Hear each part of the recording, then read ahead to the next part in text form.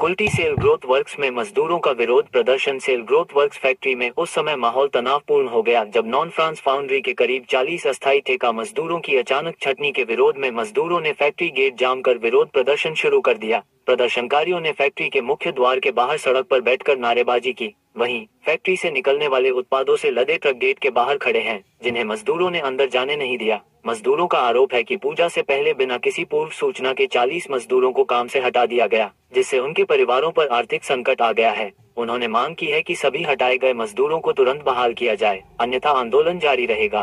আমাদের এই ইদানিং 6 মাসের ভিতরে 3 বার বসিয়ে দেওয়া হয়েছে, ঠিক আছে। পুজোর টাইমে সবাই বোনাস টোনাস পায়, আনন্দ করে আমরা রোজি রোজগারের জন্য বাইরে বসে কাটিয়েছি। আমাদের সঙ্গে টোটাল ওয়ার্কার জড়িত আছে এই আন্দোলনে, যে আমাদের নন ফ্রান্সটা চালু করা হোক, এই জন্য আমরা এই আন্দোলনটা করছি। এই ক্ষেত্রে যদি ম্যানেজমেন্ট না মানে সেক্ষেত্রে আপনারা কি আন্দোলন কি জারি রাখবেন? আপনাদের কারখানা তো আজকে বন্ধ আছে, তাই তো? কাজ তো বন্ধ আছে। আপনারা কি আধিকারিকদেরকে ঢুকতে দিয়েছেন? আধিকারিকরা আশ্বাসন দিলেন কি আমরা ভিতরে গিয়ে কোনো সলিউশন বার করছি। মানে কাজ হয়নি, মানে আপনাদের জন্যই গেছেন? হ্যাঁ, আমাদের জন্য আশ্বাসন দিয়েছেন কি কোনো সলিউশন আমরা বার করছি, সেই জন্য ওনারা ভিতরে আমাদের ডাকবেন।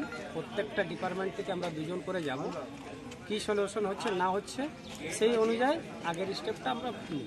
আপনারা কতজনকে আপনাদের বসিয়েছিল? 40 সবাই কি নন ফ্রেশ ডিপার্টমেন্টেরই বললেন? সবাই নন ফ্রেশ। আপনাদেরকে তাহলে মাঝে কি অধিকারীদের সঙ্গে দেখা করেছিলেন? আমরা অধিকারীদের সঙ্গে দেখাও করেছি, চিঠিও করেছি।